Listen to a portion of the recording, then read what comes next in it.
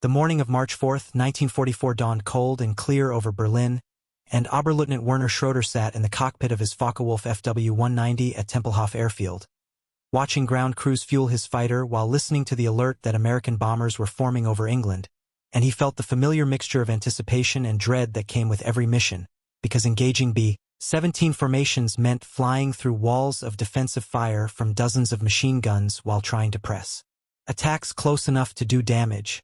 and the fortresses earned their name by surviving punishment that would destroy any other aircraft. Schroeder was 23 years old and had been flying combat missions for 18 months, had shot down 11 Allied aircraft, 7 bombers and 4 fighters, and wore the Iron Cross on his chest, and he considered himself reasonably skilled and reasonably lucky, though he knew that luck eventually ran out for everyone in the WWII, that the average life expectancy for fighter pilots on the Eastern and Western fronts combined was measured in weeks rather than months, and that every mission might be the last. The intelligence briefings that morning had mentioned something unusual.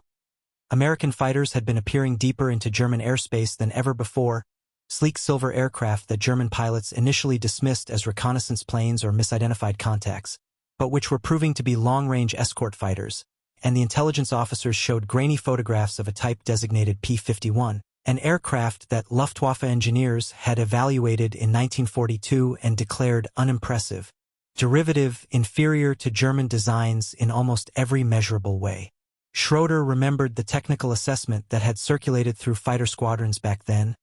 a document dripping with condescension that analyzed the P-51's performance and concluded it was a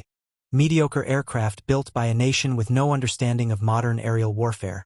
an assessment that now seemed dangerously premature as reports filtered back from pilots who had encountered these American fighters over Western Germany and found them fast, maneuverable, and flown by increasingly aggressive pilots who no longer turned back at the German border but pressed deep into Reich territory, protecting their bombers all the way to the target and back. The story of how German engineers and pilots went from mocking the P-51 Mustang to fearing it is a story about technological evolution, strategic necessity, and the dangers of underestimating adversaries, and it begins in 1940 when North American Aviation, a company that had never built a fighter aircraft before, received a contract from the British Purchasing Commission to design and build a new fighter in just 120 days. The British were desperate for aircraft, their factories struggling to replace losses from the Battle of Britain, and they approached North American with a request to build Curtiss P-40 fighters under license, but the company's chief designer, Edgar Schmud, convinced them that he could design something better in the same time frame, a bold claim from someone whose company had only built trainers and bombers. Schmud was a German immigrant who had worked for Fokker and Messerschmitt before emigrating to America, and he understood European fighter design philosophy intimately, but he also understood American manufacturing capabilities and the emerging science of aerodynamics being developed in Naka wind tunnels, and he synthesized these influences into an aircraft that was, on paper at least, revolutionary. The NA-73X prototype flew on October 26, 1940, exactly 117 days after the contract was signed, an achievement that demonstrated American industrial efficiency but which produced an aircraft that was, in its initial form, decidedly underwhelming in performance. The early Mustang Mk used an Allison V-1710 engine that performed well at low altitude but lost power rapidly above 15,000 feet, making it unsuitable for high-altitude bomber escort or fighter combat, and the British relegated it to ground attack and reconnaissance roles where its speed and range were useful but its altitude limitations didn't matter. German intelligence obtained examples of the early Mustang from crashed aircraft and shot-down pilots, and Luftwaffe engineers evaluated it with the thoroughness that characterized German technical assessment, testing captured examples, analyzing the laminar flow wing design that promised low drag, examining the cooling system that used a boundary layer energized radiator scoop, and their conclusion was dismissive. Clever aerodynamics wasted on an inadequate power plant, a fundamentally flawed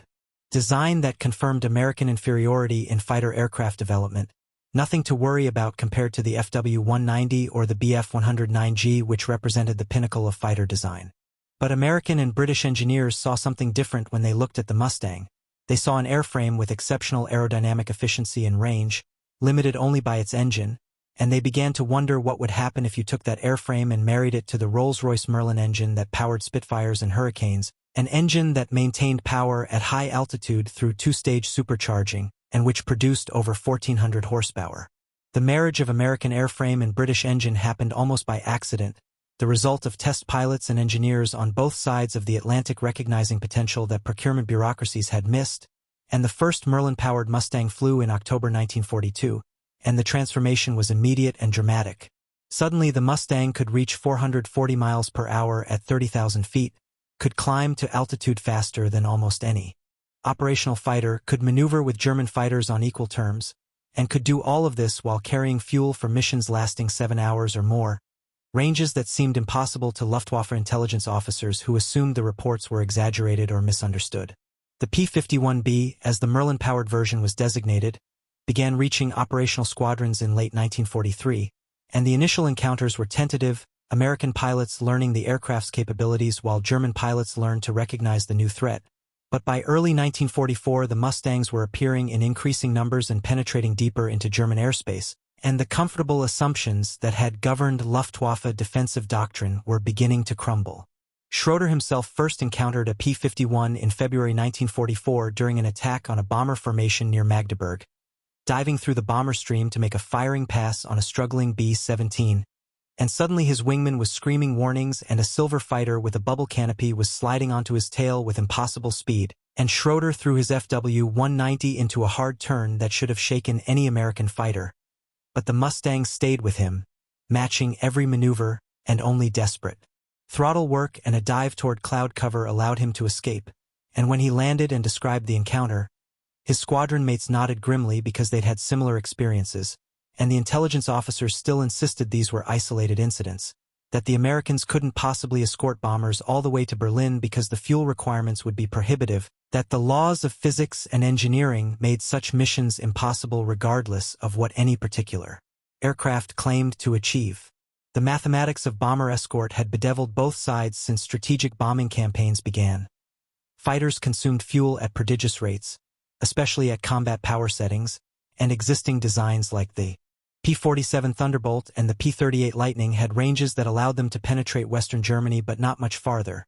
leaving a gap over central and eastern Germany where bombers flew unescorted and where Luftwaffe fighters could attack with relative impunity, and American bomber losses in this zone were unsustainable, sometimes exceeding 10% of aircraft dispatched, meaning that bomber crews had less than even odds of surviving a 25-mission tour. The strategic bombing campaign that was supposed to cripple German industry and break civilian morale was instead grinding up bomber crews faster than training programs could replace them, and Air Force planners were growing desperate for a solution, for a fighter that could escort bombers all the way to target and back, protecting them during the vulnerable bombing run when formations had to fly straight and level while German fighters attacked from all angles and flak filled the sky with steel fragments. The P-51 Mustang represented the solution to this problem, not because of any single breakthrough but because of the cumulative effect of multiple design decisions. The laminar flow wing that reduced drag by nearly 20% compared to conventional designs, the efficient cooling system that turned aerodynamic drag into thrust through clever ducting,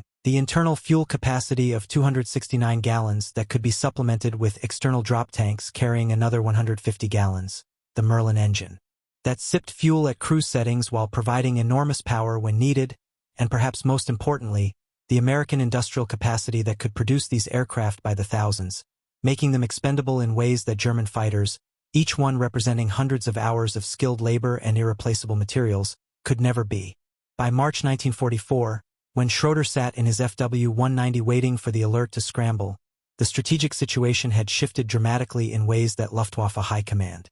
was only beginning to understand. American fighter groups were receiving P-51s to supplement or replace their Thunderbolts and Lightnings, and these new fighters were being equipped with increasingly sophisticated drop tank configurations that extended their range to over 1,300 miles,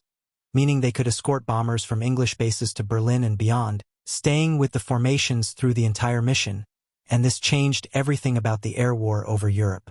The comfortable assumption that bombers would be unescorted over the Reich, that German fighters could choose when and where to attack, that altitude and speed advantages belonged to the defenders, all of these assumptions were becoming obsolete, and the Luftwaffe was unprepared both tactically and psychologically for the new reality. German fighter tactics had evolved around attacking unescorted bombers, making high-speed passes through formations, firing concentrated bursts at individual aircraft, then breaking away before defensive fire became too dangerous. But the presence of American escort fighters meant that every attack now had to account for Mustangs diving from above, that German fighters had to fight their way through screens of American aircraft before reaching the bombers, that losses among experienced pilots were climbing to catastrophic levels as American fighters proved to be not just equal but often superior in combat. The FW-190 that Schroeder flew was an excellent aircraft, heavily armed and armored, fast in a dive, rugged and forgiving, but it was optimized for bomber interception rather than fighter-versus-fighter combat. And against the lighter, faster, more maneuverable Mustang it was outmatched in turning fights and energy management, and Luftwaffe pilots were learning through bitter experience that engaging American fighters on equal terms was increasingly suicidal, that survival depended on hit and run tactics, on using altitude advantages to make slashing attacks and diving away before the Mustangs could respond, and even these tactics were becoming less effective as American pilots grew more experienced and aggressive. The raid that morning, March 4, 1944, would become known in 8th Air Force history as the first time American fighters escorted bombers all the way to Berlin, a psychological as much as strategic milestone because Berlin was the heart of the Reich, the seat of Nazi power, a city that Hitler had promised would never be bombed, and the appearance of American bombers over the capital in broad daylight represented a failure of Luftwaffe defenses so complete that it could not be explained away by propaganda. Schroeder scrambled with his squadron as the bombers approached, climbing through broken clouds to intercept altitude, and the radio chatter was frantic with position reports and warnings and the clipped urgent voices of pilots calling out bandits and targets. And when he broke through the clouds at 25,000 feet he saw a sight that made his stomach clench. A sky filled with bombers, dozens of them, hundreds of them, their contrails drawing white lines across the blue, and around them like a swarm of protective wasps, the glinting silver shapes of American fighters, more fighters than he had ever seen on a single mission, and he realized that the intelligence assessments had been catastrophically wrong, that the Americans had solved the escort problem, that the comfortable certainty of German air superiority over the Reich was an illusion that was shattering in real time.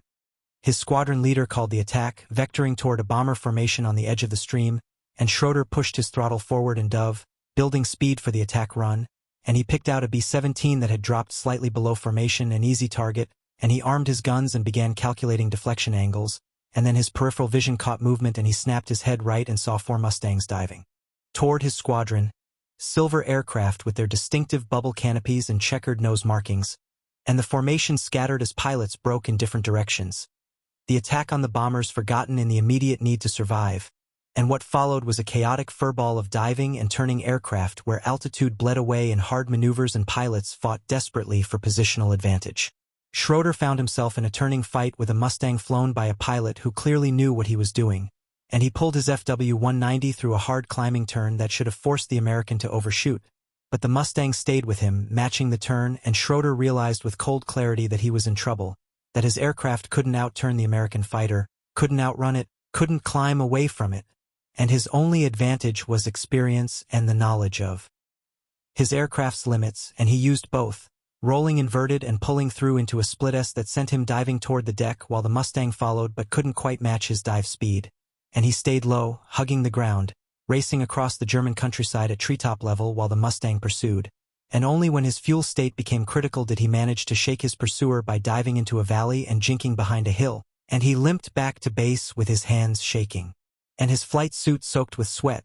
and when he landed he learned that his squadron had lost 3 pilots without shooting down a single bomber, and the other squadrons reported similar results, a catastrophic failure of German air defense that marked the beginning of the end for the Luftwaffe's ability to contest American daylight bombing. The post-mission briefing was somber, pilots describing encounters with American fighters that could outperform German aircraft at altitude, that stayed with bomber formations for the entire mission, that fought aggressively and skillfully,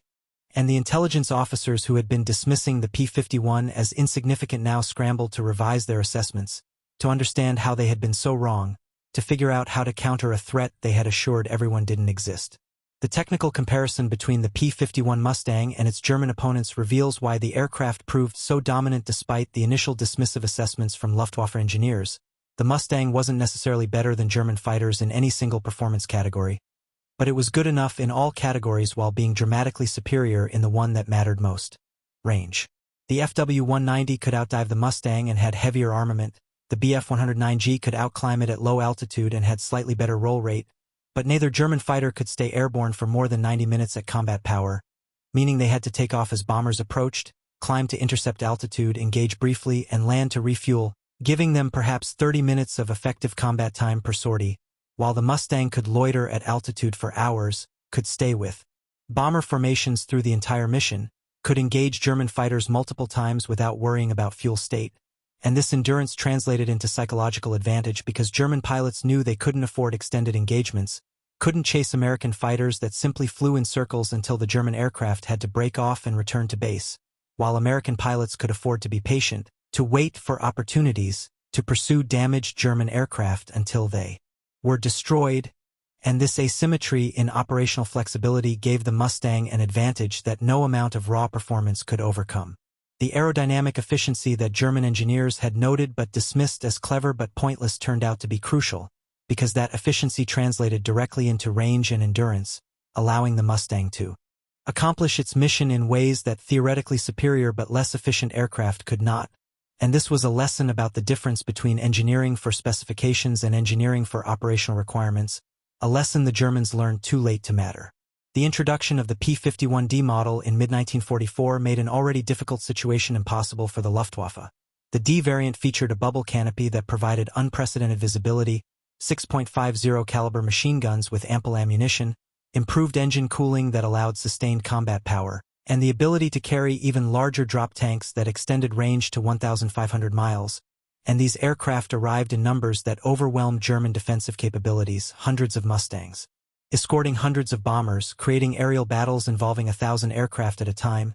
battles that the Luftwaffe simply could not win through any combination of skill or courage because the Americans had more aircraft, more pilots, more fuel, more ammunition, more everything, and they were willing to trade losses that would devastate German squadrons for attrition that barely dented American strength. Schroeder flew through the summer of 1944, watching his squadron mates die one by one, replaced by increasingly inexperienced pilots who lasted weeks or days before they too were shot down. And the experienced pilots who survived developed fatalistic attitudes, continuing to fly because orders demanded it but knowing that the war was lost, that American industrial capacity had produced enough aircraft to darken the skies, that German pilots were outnumbered 5 or 10 to 1 on every mission, that fuel shortages meant they flew less while American pilots accumulated hundreds of hours of combat experience. The Mustang groups developed tactics specifically designed to hunt German fighters, sending flights ahead of bomber streams to sweep airspace clear, bouncing German formations as they tried to assemble for attacks, pursuing damaged aircraft to their airfields and strafing them on the ground. And these tactics, enabled by the Mustang's range and performance, transformed the air war from a battle for bomber survival into a campaign of fighter attrition that systematically destroyed the Luftwaffe's experienced pilot cadre, because you can replace aircraft faster than you can replace pilots, and the Americans understood this while the Germans did not, and by late 1944 the Luftwaffe had plenty of fighters but not enough trained pilots to fly them, while the Americans had both aircraft and pilots in abundance and could afford to accept losses that would be catastrophic for Germany. The psychological impact of the Mustang on German pilots was perhaps as important as its technical capabilities.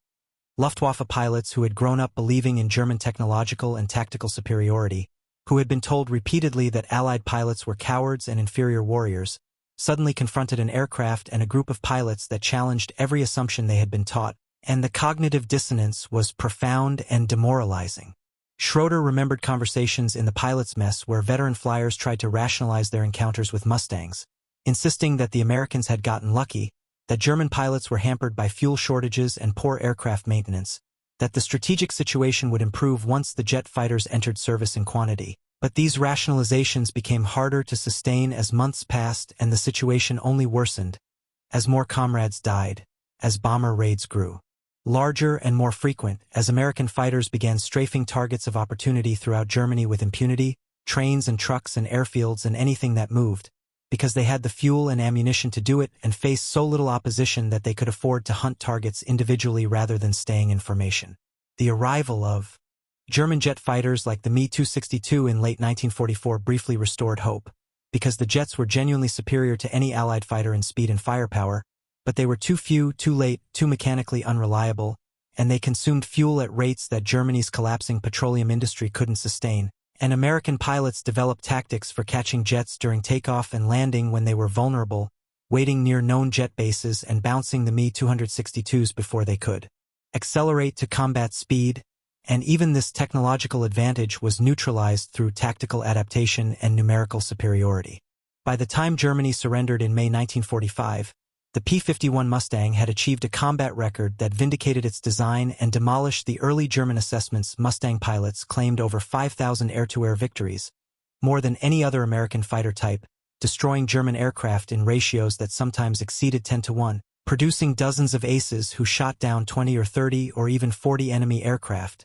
and perhaps most importantly, making strategic bombing viable by protecting bomber formations well enough that operations could continue despite German resistance, and this protection allowed the systematic destruction of German industry, oil production, transportation networks, and ultimately the German war economy itself. Schroeder survived the war, shot down twice but rescued both times, surrendering to American forces in April 1945 with mixed feelings of relief that he had survived and shame that his nation had lost. And during his interrogation by American intelligence officers, he was shown a P-51D and invited to inspect it.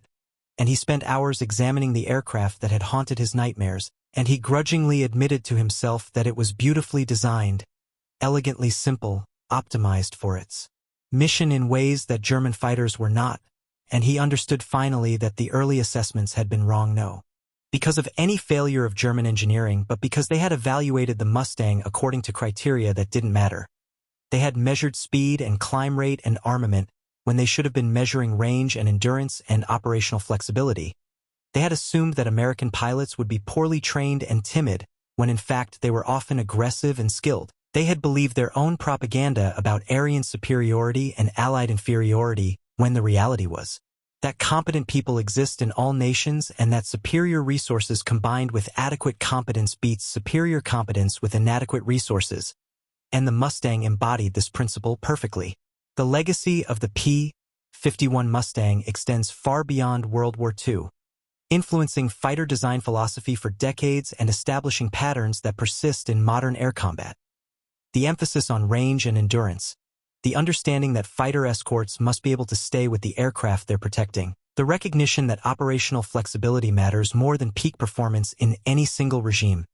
the value of marrying the best available engine to the best available airframe, regardless of national origin, and perhaps most importantly, the principle that even excellent aircraft are useless if you can't produce them in adequate numbers and support them logistically. The Mustang demonstrated that American engineering, which European experts often dismissed as crude and simplistic,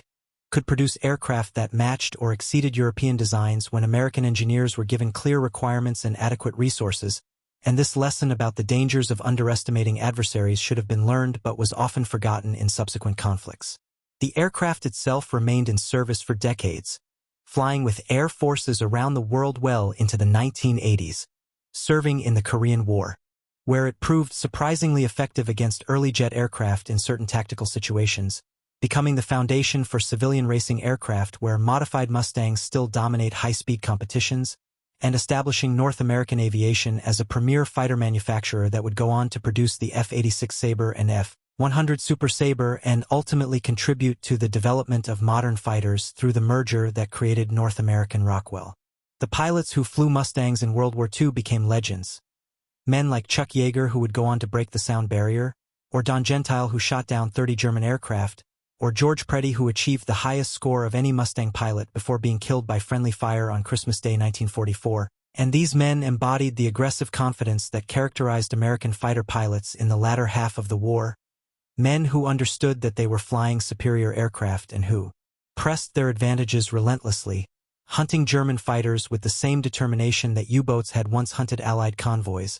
and with similar results, systematic attrition that destroyed the enemy's ability to resist. Werner Schroeder lived until 2003, long enough to see the end of the Cold War and the reunification of Germany, long enough to attend airshows where restored P-51s flew in formation with restored FW-190s and BF-109s, those once deadly adversaries now sharing the sky in peaceful aerobatic displays that drew crowds who had no living memory of when these aircraft represented existential threats to their pilots, and he often attended these shows, drawn by nostalgia and the desire to process experiences that had shaped his entire life.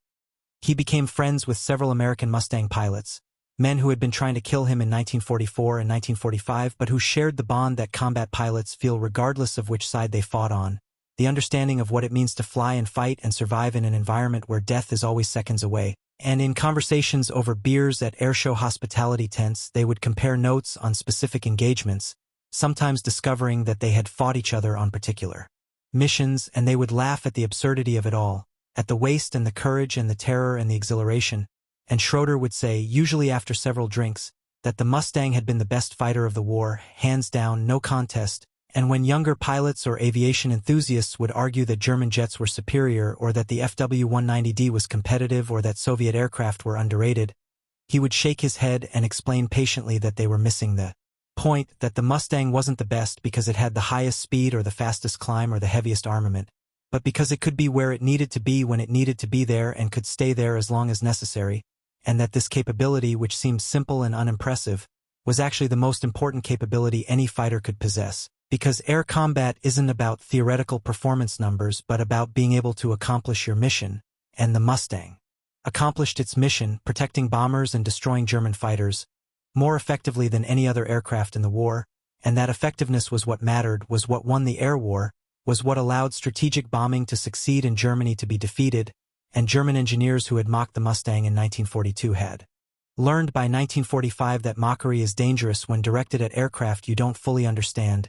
designed for missions you haven't anticipated, produced by industries whose capabilities you've underestimated, flown by pilots whose competence you've dismissed. Because wars are won not by the side with the best theoretical engineering but by the side that builds the right tools for the actual problems they face and produces those tools in sufficient quantity to overwhelm opposition. And the P-51 Mustang was exactly the right tool for exactly the problem it was built to solve, and that elegant match between requirement and capability made it one of the most consequential aircraft in aviation history, the silver ghost that haunted German pilots' nightmares and escorted bombers to Berlin and beyond, shattering the myth of Fortress Europe and proving that American engineering, when properly motivated and adequately resourced, could produce weapon systems that changed the course of history and redefined what was possible in aerial warfare.